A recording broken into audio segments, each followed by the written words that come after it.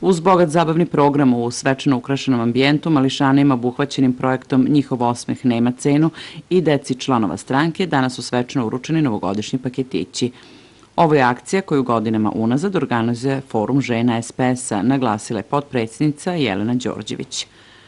Danas u našem domu, u Gradskom odboru Socijalističke partije Srbije, članice foruma žena SPS-a iz Kruševca izvode tradicionalnu akciju podela novogodišnjih paketića deci koje su u našem programu Njihov osmeh nema cenu.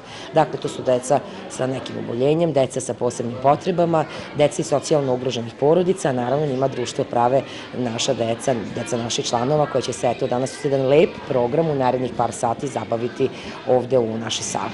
Paketići, kojih je ovoga puta bilo 150, obezbeđeni su donacijama brojnih firmi i pojedinaca i ličnim sredstvima gradskog rukovodstva stranke, naglasila je Đorđević, dodajući da će u istom ambijentu za najmlađe biti organizovan kulturno-zabavni program povodom božićnih praznika.